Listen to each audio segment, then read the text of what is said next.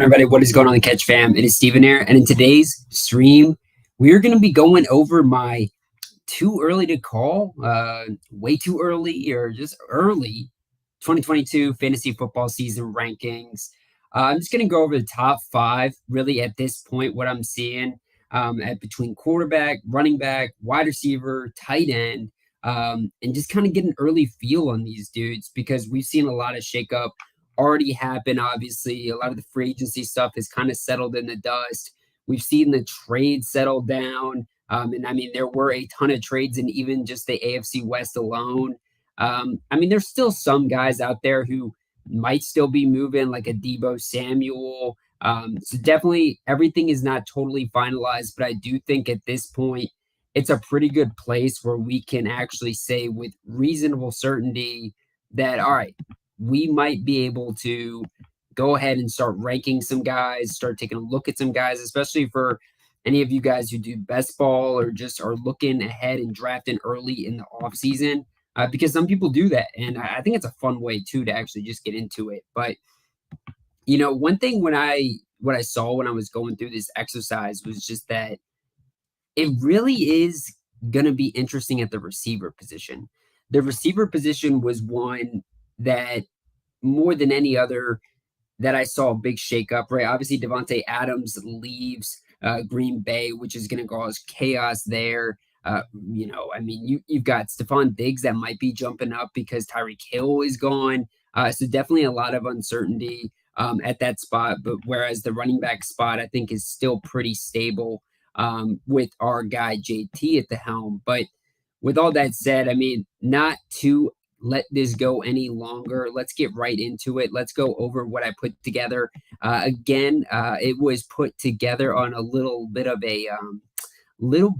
a Google Slides, right? So I want to see if you guys can bear with me on the technology side as I put this up for you. One thing I will say too was when I also was doing this, the tight end spot, I tried to bake in a little bit of a projection because Rob Gronkowski, as I mentioned earlier, a lot of the offseason stuff has been finished. But one thing that hasn't been finished is Rob Gronkowski. And I wish it was because I love Rob and I think Rob could actually be a guy that at the end of the day could be in the top five list, but I just couldn't do it yet. But with that said, let's get into it. Let's get this thing started. And here we go. All right. All rightio. Here we go. All right, guys. So up first at quarterback, it's pretty chalky for the most part. I think Tom Brady's probably the biggest kind of, I don't know if he really deserves to be here guy, but I truly do believe he does. And when you look at what the Buccaneers are going to face next year, they're going to face an extremely weak NFC South division. Panthers, Saints, really going to be the big guys there. Falcons, I don't even think they're going to get 2 to 3 wins on the season. They're in a full tank job right now. So I wouldn't be surprised if these Buccaneers get a clean 6-win slate here. And they've in the past had a lot of hard games against some of those opponents, especially like the Saints. So I think the Bucs are going to be really good next year. I think if they can get back Rob Gronkowski, like I was talking about earlier, maybe beef up the receiving core a little bit too. I mean, they're still going to have Mike Evans. They're going to have Chris Godwin. And I think Tom Brady's still going to be slinging it all over the field. That offensive line is still in force. Tom Brady was a tremendous top 5 quarterback last year. I don't really see any reason for him not to return that value. We see here Patrick Mahomes at number 4. When I was looking at some of the other options here on Lamar Jackson, a Joe Burrow, and Aaron Rodgers, even a Russell Wilson after the trade, you really start to look at it and say, I still think Mahomes lands in the top 5 for sure. But at the end of the day, I'm not too sure we can really put Mahomes in that top 2 category anymore, at least for this time period, until we can kind of see how he can play without Tyreek Hill, which I think is going to be a devastating impact on his fantasy value. I really can't overemphasize that enough at this point. Going on to number 3, though, we got my boy Jay Herbert, Jay Herbsty, Jay Nasty, Justin Herbert for the Los Angeles Chargers. Man, I love Justin Herbert so much, baby. He is a son of a gun when it comes to slinging that rock.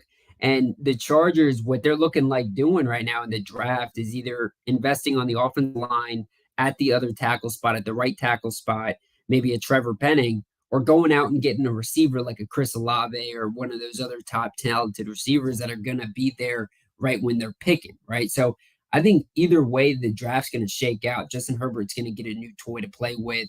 This offense is still going to be at a very high elite level with Austin Eckler running the ball out of the backfield. He's obviously got, you can literally just kick the ball to Austin Eckler and he's going to run it for a touchdown. So I think Herbert's got too many options at his disposal. I do think he's going to be able to return top 3 value next year. I think the ceiling's even higher. I've talked about it at length in many streams and many videos about how I think the Chargers are my Super Bowl pick right now. I have a lot of confidence in them, and I think Justin Herbert can easily be the MVP of the NFL next year. Just with everything that's in front of them, I think finishing number 3 in the division, they're going to have the easiest schedule out of this division. But you look at it, the fantasy projections out of this, they're going to be in gunslinging matchups now, going up against Russell Wilson, Derek Carr, Patrick Mahomes for 3 different sets of games. I mean, so 6 matchups, that's a lot of points that are going to have to be scored. Kyler Murray at number 2. I think this is going to be one that a lot of people have beef with as well, just like Tom Brady. I see Jerry saying he doesn't love Brady here in that top 5 realm. Ronald also not loving Tom Brady here. Guys, I mean, give me your thoughts. Why are you having such problems with Tom Brady? Is it just because of the age? Is it just because maybe this offense isn't going to be as good as I think? Because when you really look at it, I don't see what the big transition or the big change is so far, other than the fact that Bruce Arians left. I think Tom Brady and this offense is going to be just on the same page. And Tom was amazing last year. And I think they've got a way weaker division and honestly a way weaker NFC. So I think the schedule is it's gonna work out for them as well. And the NFL always tries to boost up Tom Brady's stats, baby. But let's get back to Kyler Murray because I think this is another controversial one. Let us know in the chat what you guys think about Kyler Murray. I'm not getting a lot of love for my Tom Brady selection here. Totally okay. There's not a love for Tom Brady in general. We're a little bit of haters of Tom Brady over here in my household. So it's okay. I appreciate the hatred for him. But Kyler Murray is a guy I think we got to show love for because before the injury, this guy was on some serious record-setting pace. This guy is a absolute dynamic playmaker with his feet and throwing the ball. Obviously, he had a ton of just nightmare situation happen this offseason, just making a ton of headlines. He was being over-dramatic, but let's separate the off the field from the on the field, guys. When this guy steps back on the field, he gets DeAndre Hopkins healthy again. This offense is clicking in all cylinders again. Cliff Kingsbury obviously still losing the game at the end of the game because Cliff can't win games. But that's not what we're worried about. What we're worried about is Kyler Murray scoring touchdowns. And he's going to do that with the best of them. And he's going to give you seriously high volume from a fantasy perspective just because of that high rushing floor. But it's not even a high rushing floor with, like I always say, with a guy like Jalen Hurts, right? Because Kyler Murray has a high ceiling on the rushing too. I mean, we saw him break off some absolute burners last season. Unfortunately, like the run he had against the Indianapolis Colts last year, where it went for like 70 yards and nobody could catch him. This guy's just an absolute amazing athlete, guys. Number 1, I got Josh Allen for the Bills. This is the chalkiest pick. I'm not going to break it down too much. I think Josh Allen deserves this spot entering the season, what he did the past 2 years. Honestly, over the past 3 years, he's had just an absolute upward trajectory. I've loved what I've seen from this guy. I think they're probably going to be seen as the Super Bowl favorites coming into the season by most analysts. And I think Josh Allen's the main reason for that. I mean, he's an absolute beast. I love Stephon Diggs too. I love what they're doing down there in Buffalo. And I think Josh Allen's rushing touchdown floor and ceiling on a weekly basis is also just going to really submit him and is a guy where you're going to see in your casual leagues, your expert leagues, he's going to be a guy that goes in like the third round, maybe second round, maybe, um, because he's going to be the first guy off. I mean, obviously Patrick Mahomes for past years has been that guy, but I don't think it's going to be the case anymore. I think Josh Allen has taken the reins. Let's get back to the chat though before we keep going, guys. And right before we get to the chat, make sure to hit that like button, subscribe button if you are not already a part of the Catch fam. We are on the road to 1,000 subs, ladies and gentlemen. And that is all because of the love and support you guys have given us since day one. Guys like Jerry, Ronald, Made for TV. Thanks for showing up tonight, guys. What are y'all saying? What shit y'all talking about the picks so far here? Let's see. John's got Burrow in the top 5. I understand that, right? I understand the feelings that Joe Burrow should be in there. But if you look at his stats last year, you look at where he was last year, it's not like he was bad by any means, but a great chunk of his highly productive work was like the last 3 to 4 games of the season. Right. And then obviously he had a great playoffs too. And he's on everybody's mind. He's super hot right before the season ends. So everybody's thinking about him. But at the end of the day, he played a whole rest of the season too. And remember, let's look back at the stats against when they played against Chicago, right? Where he was throwing picks all over the place, right? Joe didn't have a squeaky clean season. And I think that there is going to be natural negative regression for this Bengals team next year. I don't know exactly where it's going to shake out yet. I mean, they did invest a ton on the offensive line, which I love, but I also just don't love putting pocket passers in my top 5 in general, unless their name is not Tom Brady. I'll sit on the table here and just knock on it and just say, you're going to be able to get Tom Brady in the 11th round, 12th round, maybe. And I think Tom Brady's going to be a top 8 quarterback. Joe Burrow, you're going to have to draft him in maybe the top 7 rounds. And it's going to be hard for him to return the value that he did last year. It's going to be hard for him to live up to the expectations that everyone's saying too. But I do love my man, Joe Bizzle. Matt Day, dependent on the format, but in 4 points, I'd go Allen, Herbert, Mahomes, Lamar, Kyler. Mayday, great comment, man, because when I was going through this exercise, I was actually thinking about Lamar Jackson a little bit. And John and I shit on this man, Lamar Jackson, maybe more than any player in the National Football League last year because we were both so bitter with Lamar because we both drafted him in different leagues. And it's like, sometimes it is just hard to ignore biasy. And I ignored the biasy here a little bit because I do think Lamar is a top 8 player this year or top 8 quarterback next year. I'm still not too sure I'm willing to put him in that top 5 category.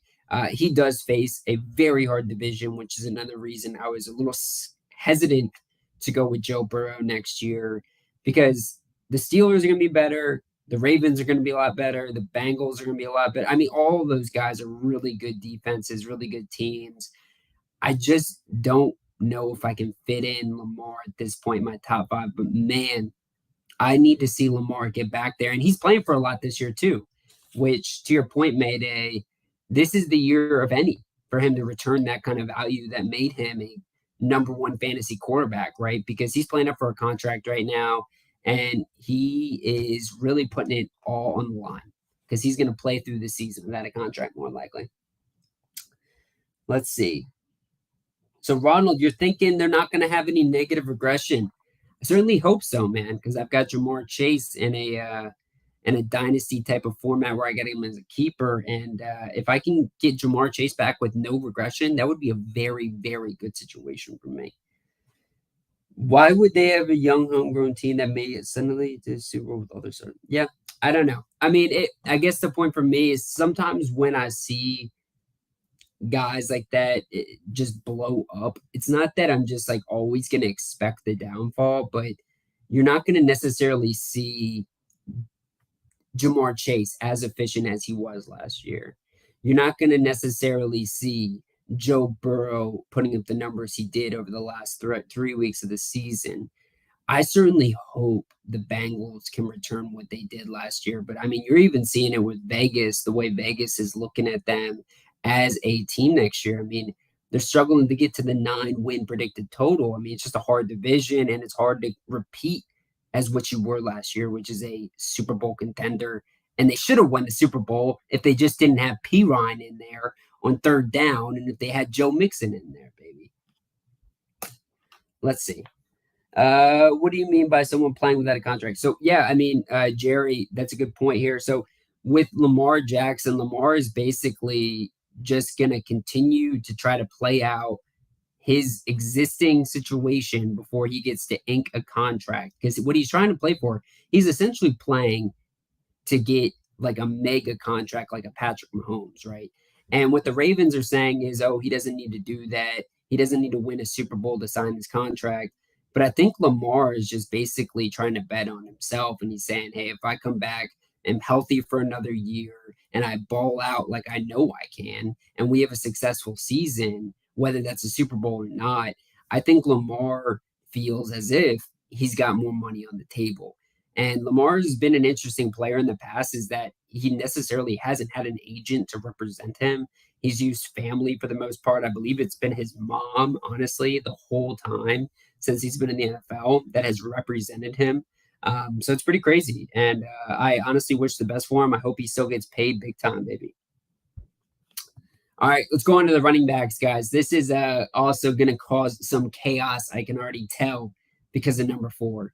And a guy that almost jumped off my board here and didn't even make it into the top 5, even though John and I take him at the end of the first round in every single mock draft we do on a weekly basis.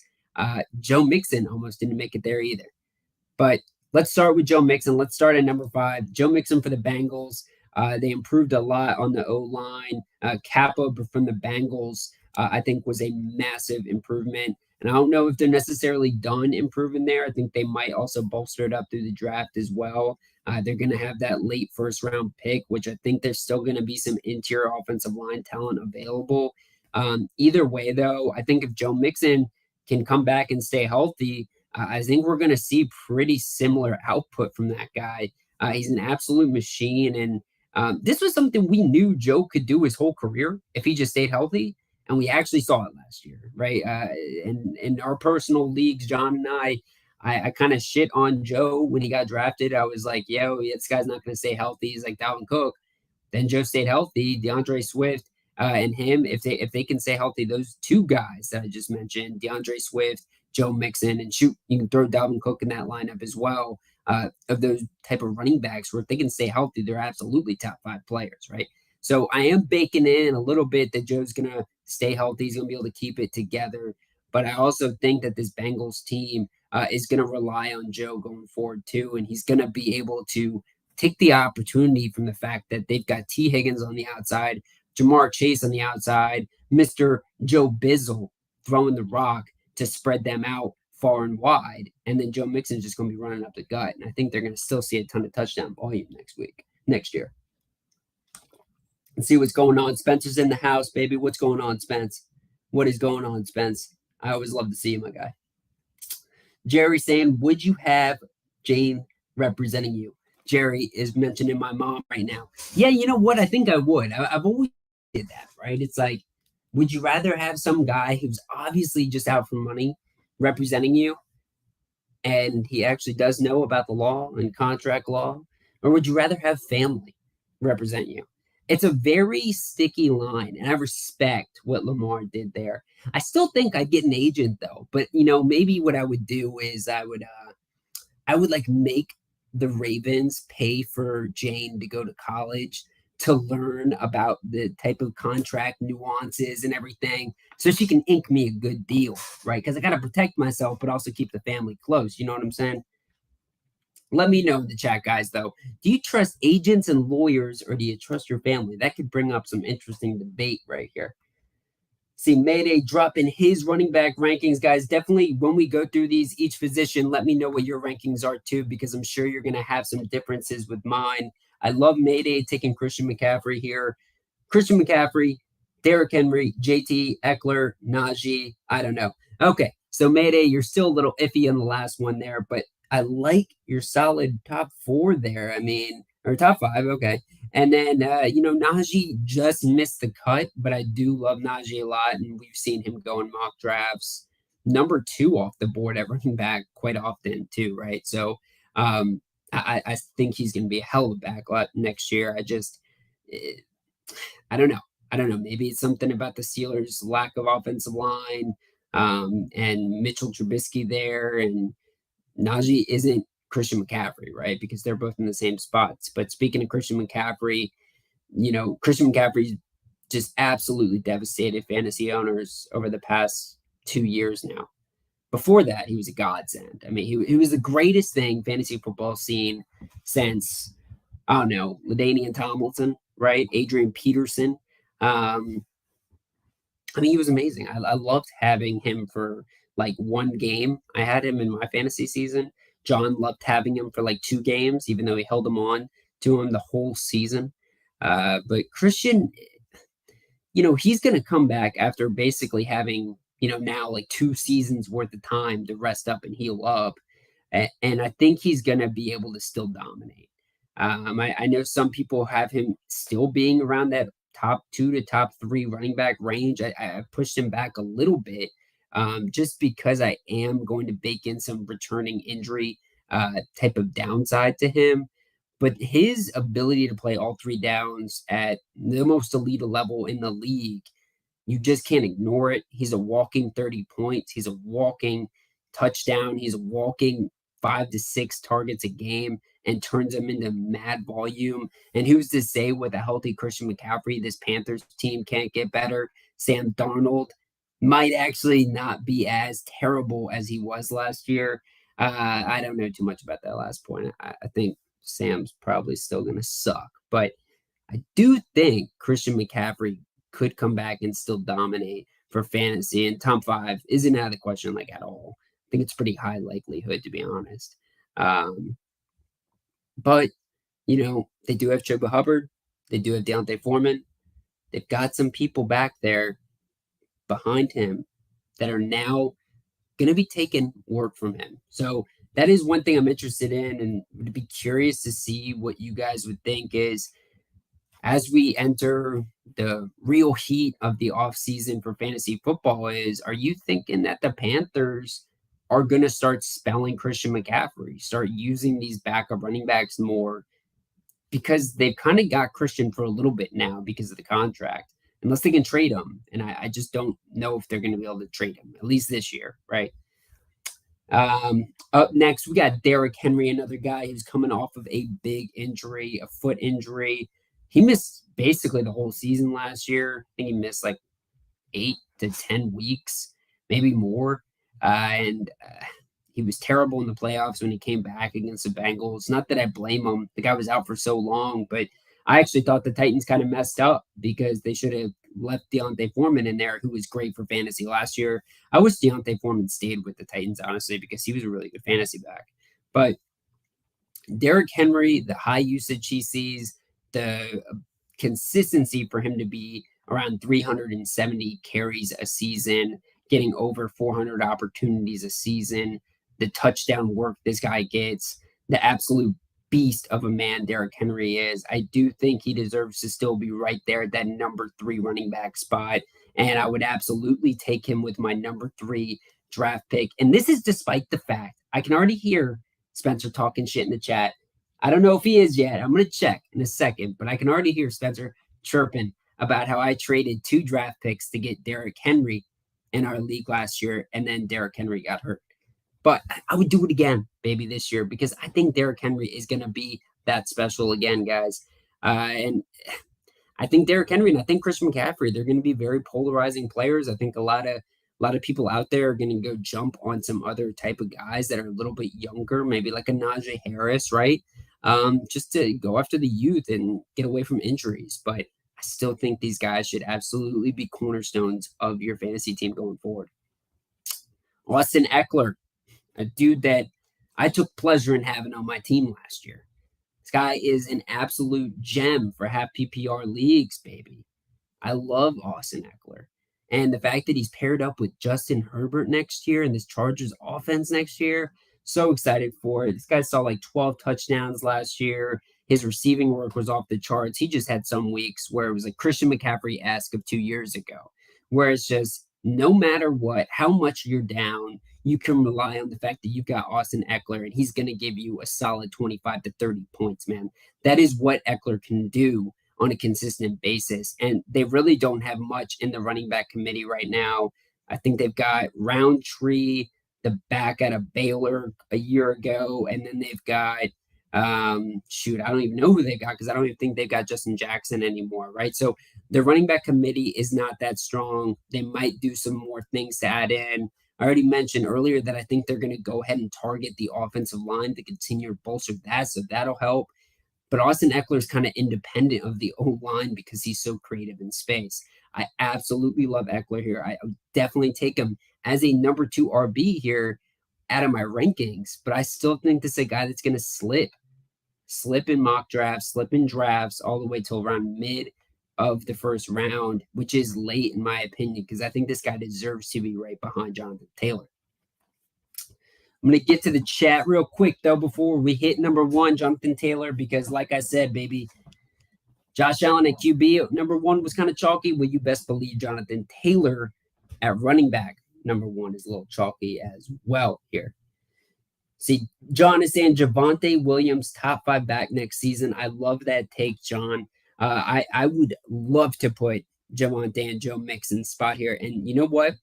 If I could predict that the Broncos would not be adding more pieces, if I could predict that Javonte Williams really is going to be that guy, that Melvin Gordon isn't going to go sign with the Ravens and screw up J.K. Dobbins' career of ever having an opportunity, I might do it, man. But I don't know if that's the case yet.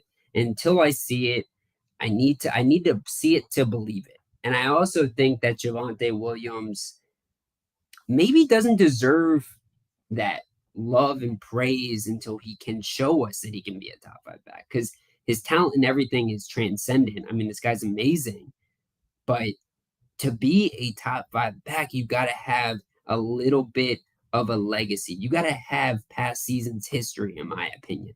And all these 5 guys that I have on this list here have a resume that they can put on the table and say, hey, we deserve to be in the top 5.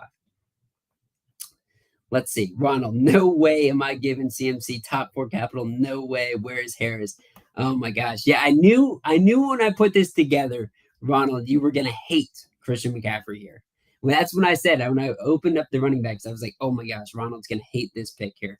But no, yeah, I get it. Totally understand it. And I think, I got him here at 4. But I think, Ronald, the point you're making is making a lot of sense, because if you want to clear yourself away from that type of injury plague of a player, do it, man, because somebody else like myself is going to be willing to jump on that landmine of a potential injury history.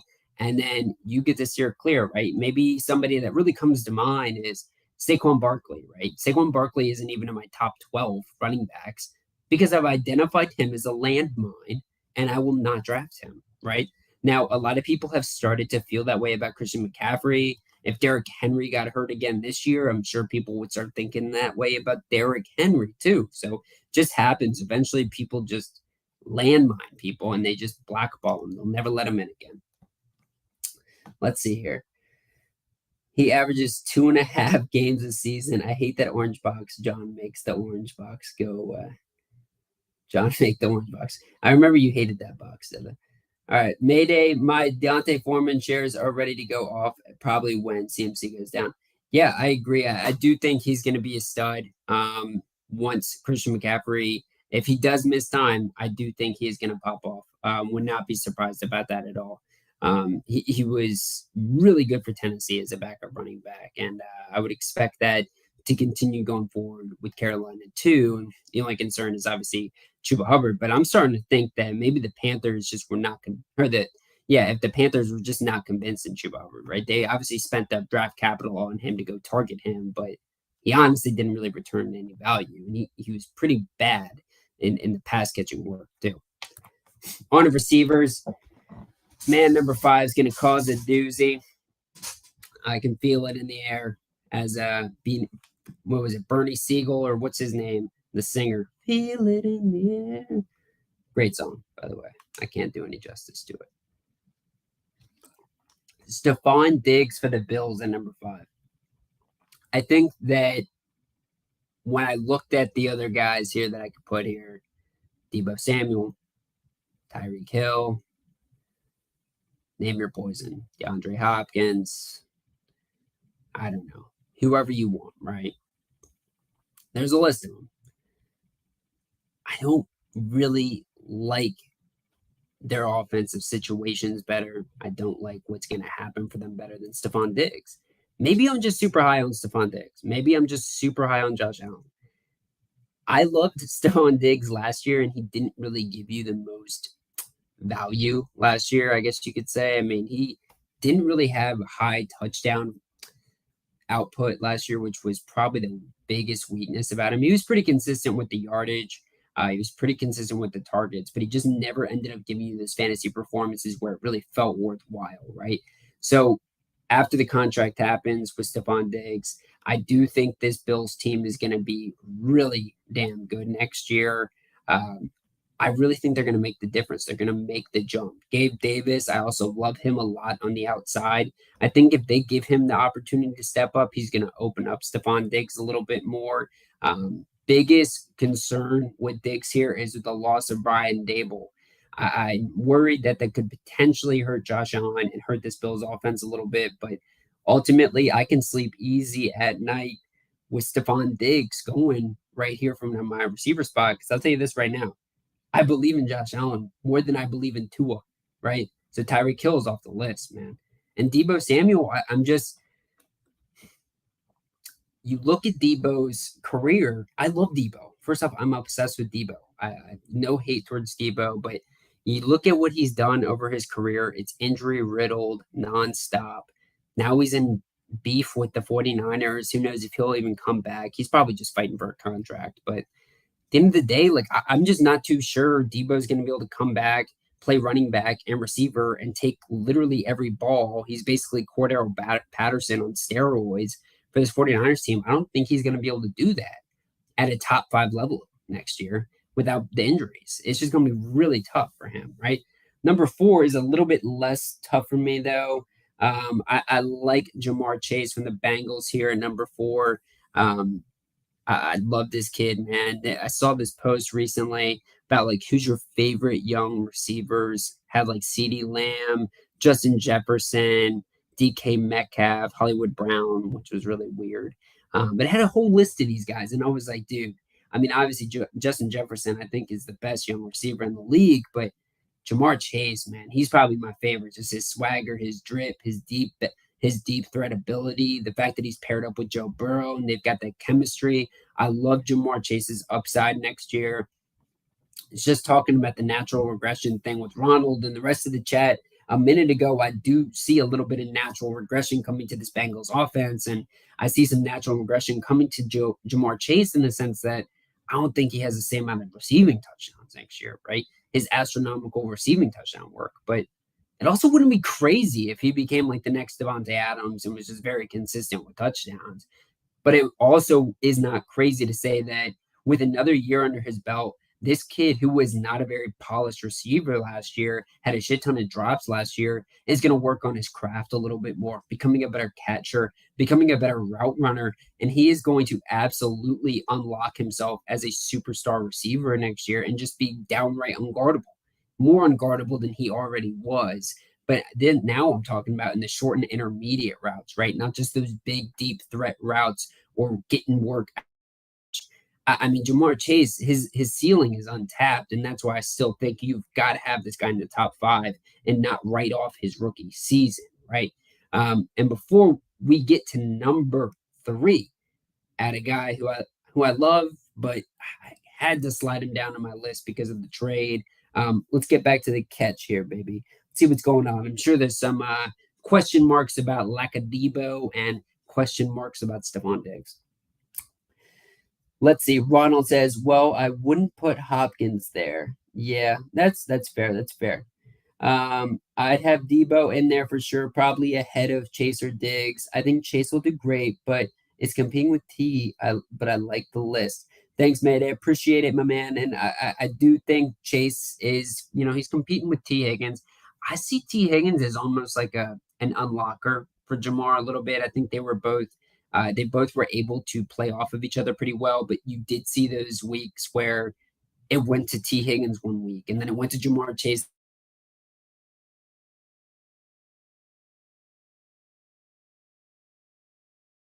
stats outside of the touchdown mark.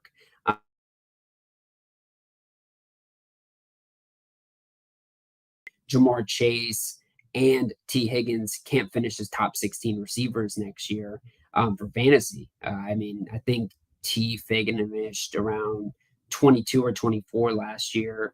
And I think he could have been way better too, with just a little bit more touchdowns. And with Uzma, the tight end, going, maybe we do see some more receiving touchdowns for some of these other receivers. And let's not forget about Tyler Boyd either. All right, we got John in the building. I like this top five, but more upside in Debo over Diggs. Depends on what you go for. Yeah, I know, John. I know you're not a big fan of Stephon Diggs.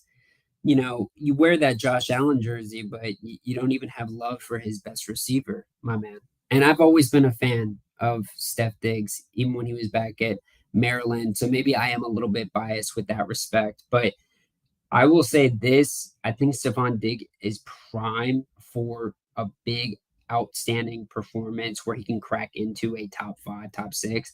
And that's the other thing too, is when you look at some of the guys that are right outside this list that are very talented, some of these guys that you were mentioning, in 6 to 12, sometimes it's just because I don't necessarily know if they've got the right situation or if they're as explosive as it requires to make it into the top five, right? And I think Stephon Diggs is a damn downright explosive receiver. And this guy can get over top of anybody. And the fact that Josh Allen can hit him like better than any quarterback in the league outside of maybe Patrick Mahomes, I think that's kind of the reason for it, right? But man, I tell you this, there's a lot of love through the chat and just in the fantasy football community at large that wants Debo in that list. And I get it, man. I want him there too, because I want to see him continue to shine. I just played a Madden season with the 49ers. And the best part about my team was Debo Samuel, dude, because he could do anything and everything in the game just like he can in real life. I think Chase gets more targets, but less TDs and similar yards. Mayday, and if that happens, my man, he's going to absolutely dominate. And you mentioned another guy. I think my boy CD finishes top 10. Look, CD Lamb, Michael Gallup, the Cowboys receiving core, let's say it's totally stable, right? And they don't add in a Chris Olave. They don't add in any receivers here through the draft.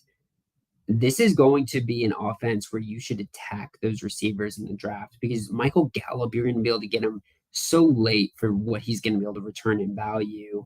Even though I don't know if he's going to necessarily be full go by week one, right? But CeeDee Lamb, I mean, oh yeah, baby. I think top 10 for sure, but I think he's got that potential to be a top 8, top 6 receiver.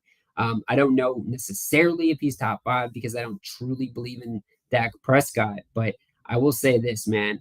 He is a absolute beast. I love that kid, CeeDee Lamb, so much, man. I want him to make the top 10 because he deserves it. He deserves it a lot. He's one of my favorite young receivers for sure. Let's get back to it. Devontae Adams for the Raiders after the trade. And all our mock drafts I do, or we do, John and I, on a weekly basis, we talk about how, what is the real impact after this trade with Devontae Adams. I think I'm a lot more sour on Adams than John is. And I have Adams here at number 3. I don't know if I'm really willing to draft him at where he's currently at, just because I think that connection with Aaron Rodgers was truly something special. It'd be the same scenario as if Jamar Chase went to another quarterback. I think the chemistry he had with his chemistry he has with Joe Burrow is truly something special, and it's not something you can just totally discount, right? But I think Devontae Adams is a absolute stud. He's one of the more athletic receivers. And he has just a natural ability to get open in the red zone. Derek Carr is going to use him a lot. I think we're going to see Hunter Renfrow, Darren Waller get hurt a little bit from this incoming acquisition. But at the end of the day, too, maybe this offense with Josh McDaniels, who I hate, just decides to air raid this shit, just like Derek Carr and Devontae Adams did back at Fresno State, and just open it up, spread wide, and just let it rip. And I think if that's the case, all these guys are going to eat. And I think Devontae Adams is going to eat too. And one thing I think we're going to see with Adams in the Raiders organization as opposed to the Packers is we're probably going to see a lot more of Adams' fantasy value come not in the red zone. We're going to probably see him work more within the 20s than he had to with Green Bay because in Green Bay, this guy was seeing 10 to 12 touchdowns a season like it was nothing. With the Raiders, I think he's going to be a massive part of this offense just getting down the field. Number 2, I got Justin Jefferson here for the Vikings. And let me just say this. It's really hard for a receiver to repeat at number 1. I had to give my man Cooper Kupp that number 1 spot, but Justin Jefferson, I tell you what, I really hope I get him in fantasy this year. I think Justin Jefferson is going to absolutely crush fantasy football this year. And I think he is going to be really something special. He's going to be this year's Cooper Kupp, in my opinion, where he just jumps up where he was last year and just blows people's minds. This guy is a better athlete than Cooper Kupp. And this dude, with the new head coach that they've got there in Minnesota, a new type of culture that they are going to be setting in Minnesota, I think they're going to be a really good team, the Vikings, this year. And I think Justin Jefferson is going to absolutely eat. I think he's going to see more volume. I think Adam Thielen's still going to be real good, but I do think we're going to start seeing Adam Thielen slip off for sure. And I think Justin Jefferson is just going to take on more responsibility, and he is going to absolutely ball out.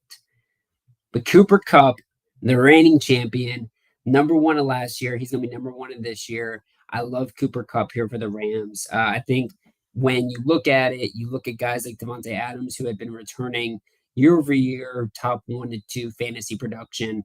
One thing about it is you want to see the consistency at quarterback, which Cooper Kupp's going to be able to have.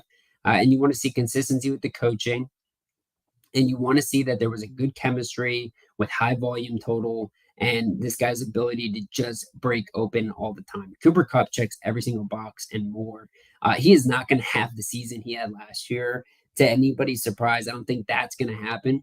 But I do think Cooper Kupp is just going to be outstanding next year. And I have really no questions about that. If you've got the chance to draft in the top 5 and no receiver has gone off the board, my opinion is you should probably go Cooper Kupp because he is that good. He is just as good as Tyreek Hill and Devontae Adams were of the past couple years, where people were taking receiver there in the top 6. And I think receiver has proven to be an increasingly important position and maybe even more important than running back. Tight end, baby. We're starting to see a little shakeup here in the top 3. And we got some little flavor for my guy Ronald at number 4. Number 5, we've got Darren Waller for the Raiders, baby. Darren Waller for the Raiders, finishing inside the top 5. This is not as a popular guy right now. He's been a guy who's been slipping a little bit outside the rankings. We've seen some other dudes jump in. Maybe Dawson Knox was the guy left off this list that I think maybe should have been in there. Hawkinson for the Lions, I excluded as well. I like Waller. I think the biggest question mark is Derek Carr? I love Derek Carr, but is he really going to support 2 top 5 players at their position? I don't know about that yet. But I do think Darren Waller is an absolute beast. He can probably, it doesn't take as much to be a top 5 player at the tight end spot, but I do think that Darren Waller is going to be able to feast a little bit more in the touchdown perspective with Adams being added. So much more attention is going to be on Adams now. In the past, it was literally just check, hike, throw it to Darren Waller. Check, hike, throw it to Darren Waller. Okay, well, now there's, Hunter Renfrow has emerged as an absolutely outstanding player. And then you've got Devontae Adams, who is a Hall of Fame receiver. So now this offense becomes very dynamic. And I'm starting to think maybe, okay, Darren Waller is going to have the chance to really show how athletic he is. And he's going to get just a ton more work. And I do think Derek Carr and him have a very well-established relationship. Derek likes going to him. We did see a slip-off, though, when John Gruden left and Darren Waller. But Darren also had some injuries, too. So if he can stay healthy, I do think he's top 5. Let's see here. Get in the chat a little bit. Think, oh, Goddard at fourth. Wow, hot take. Yeah, Jerry, a little bit of a hot take. But I thought, Dallas Goddard's been really at the top of fantasy owners and players for some time now.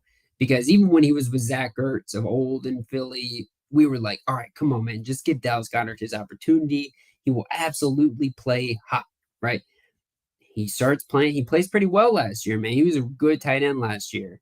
And now this year with Jalen Hurts improving, with this offense getting better, I think this offense is going to take really a next step next year. I think that the coach Sirianni and those guys are going to put together a good ball club for Philly.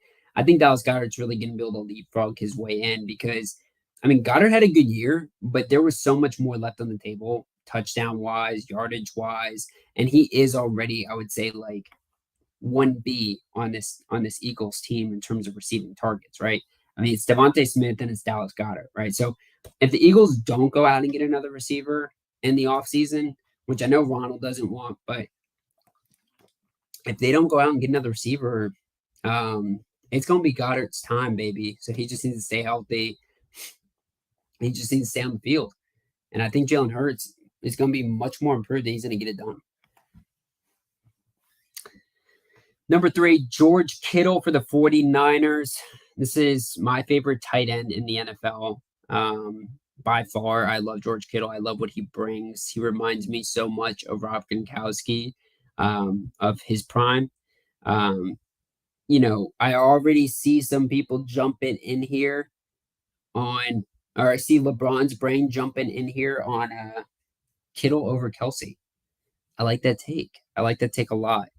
The reason I didn't do it, the reason I didn't have Kittle higher is because of injuries. Last year, I had Kittle as my number 2 tight end. I had a Mark Andrews. Actually, yeah, I think Kittle was number 2, but I forget if he was also, it was, Travis Kelsey, then Kittle, then I think Darren Waller was my rankings last year. This year, I got to keep George Kittle outside of the top 2. Until he can prove to me he can stay healthy, I can't do it. He has shown time and time again, basically every season he's been in the career, because he plays so damn physical, he just can't stay healthy and stay on the field. And I just am not going to rely on that. It's really tough for me to do that, but I will gladly draft this man where you can draft him. He's like a 3rd, 4th round pick. And if you can take George Kittle as the 3rd tight end off the board, hell yeah, baby, do that because he's going to be a great player. And if he's healthy, he's the number 1 tight end in the league, no questions asked. What we saw from George Kittle last year was when he was healthy, was the number 1 tight end in the league. So it really is. You just got to stay on the field. And I hope he does because just like Deebo Samuel, these 2 guys can stay healthy. The 49ers are good. I love the 49ers. And these guys are 2 of the most exciting players in the NFL. See John coming in here with his favorite player. Where is Noah Fant? I don't know, man. He's out at the Seattle fish market catching fish. I hate Noah Fant. Noah Fant, if you're a subscriber of the Catch Fan, I apologize. I appreciate you hitting that sub button, which I encourage all you guys to do. Go out there and hit that sub button if you have not already. But Noah Fant, baby. But the Seahawks in general, man, it's such a nightmare. Well, I miss the Seahawks, dude. Just a little side note. I miss the Seahawks. Come on, guys. Why'd you have to screw up that situation? I love those jerseys. Hot take. I love the highlighter greens. I just love that team. It's just not going to be the same anymore. Not going to be the same. I do like John's other take, though, with Dawson Knox. I think he's amazing. I love me some Dawson Knox. If I could put a bill on every single ranking, I would. Outside of maybe Devin Singletary, because I'm not sure he's a top 5 guy. But he's very good, though. But I will say this. Dawson Knox has the ability to easily become one of these top 5 guys. And I'm hoping he can be as good as last year. Resume is kind of why he left off. Like before last year, other than Madden, I didn't even really know of Dawson Knox. He did seem to have a really good chemistry with Josh Allen, though. See how he's used. Hopefully he's used the same way, even though Daboll's gone though. Let's see what is going on. LeBron's brain though. How you doing, LeBron's brain? How's it shaking? Mayday. Just got Kittle at the 505 and 12 team. San Francisco start 10. Nice, my man. That's a nice pick right there. Holy crap. Getting Kittle where you just got him, that's sick. Someone took Hawkinson ahead of George Kittle. Guys, please cross your fingers and hope you are as lucky as Mayday in your drafts. If someone takes Hawkinson ahead of George Kittle in your drafts, you need to just pat yourself on the back. You just got an easy victory right there because that is an absolute blessing. Mayday, you're ahead of the game right now, my man. Number two, talking about maybe the best tight end of this decade, best tight end in the game right now. Travis Kelce, Chiefs tight end. Man, he is a beast. And basically 3 years now, I've been saying I won't draft tight end with my first round pick. And I'm going to say it again. I'm not going to draft first round pick tight end, but I will say I still think this guy could probably be a first round pick. At the very back half, and I wouldn't mind taking him at the first pick with the second round either. Because I think Mark Andrews and Travis Kelce are like 1A, 1B when you really look at these two dudes. And it also depends a little bit how you view these kind of situations. Because without Tyreek Hill, my perspective is that Travis Kelce, with another year of age, more teams to scheme up on Travis Kelce. We already saw him regress last year a little bit. He wasn't as dominant as he was before. And now you take out Tyreek Hill. I think teams are just going to scheme up like crazy and try to lock Travis Kelce out of the matchup. They're just going to get him out. They're going to say anybody but Kelce. And Hill is an absolute game plan record. Hill could just destroy any game plan you had, which would unlock Travis Kelce, right? So my take is that Travis is going to take a natural, but he is still better than the other guys. I think George Kittle's very close with him, though, as if Travis fell to 3. Now, there's another train of thought that's like Travis Kelce with the ability to get open in zone coverage, with his dependency from Patrick Mahomes on Travis to get the ball down the field.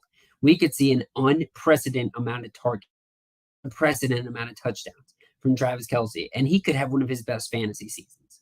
But I think that's a lot of maybe over faith in Patrick Mahomes, a little bit of over faith in this Chiefs offense, which is going to have one of the hardest schedules, if not the hardest schedule in football next year, right? This is going to be a bad situation with the Chiefs offense. And we've got it downgraded a little bit from a fantasy perspective. And I'm doing that to Travis Kelce here. And it sounds crazy because he's still number 2, but he is really that good. But I would take Mark Andrews, my number 1 tight end, over him.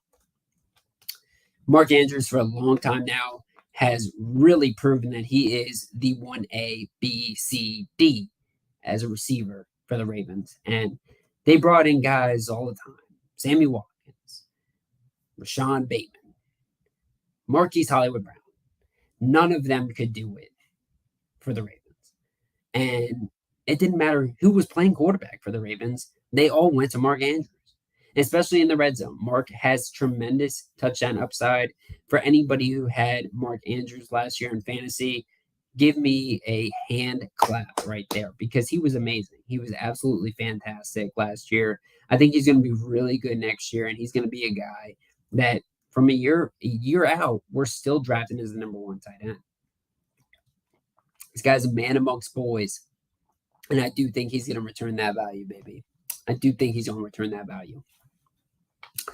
With that said, guys, that has been the top 5 for the quarterbacks, running backs, wide receivers, tight ends.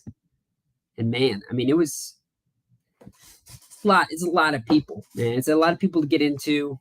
There's still so many people left. I didn't do the defenses and kickers. I'm excited to see what happens with the kickers upcoming. I've already seen some people get cut, and it's just like, what are you doing? Greg Zuerlein getting cut. We saw Young Waiku get the bag, though, right? But no, man, it's been a blast tonight. Thank you, Steve. Thank you, Jerry. Really appreciate the good comments there. Love you, my man. Thanks for jumping in the stream. Yeah, Ronald, it was my top five, but I always like the debate because it's like everybody's got their own top fives, but especially within the catch family, we're all like always talking about fantasy. And when it comes down to drafting, we're gonna know where each other drafts every single pick. Like I'm gonna know where Ronald wants to go. I know Ronald's gonna want his boy Devin Singletary if they don't draft a running back, right? And I know Ronald likes his RBs, right? I know Jerry likes his tight ends. I know Spence likes his Travis Etienne. It's always cool to see where we've got in terms of our rankings, right? And this is just an early insight into mine.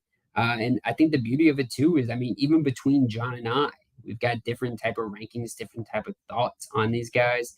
And so as we get closer to draft season, to the off season, really heat it up, especially with the mock drafts. We got a mock draft tomorrow.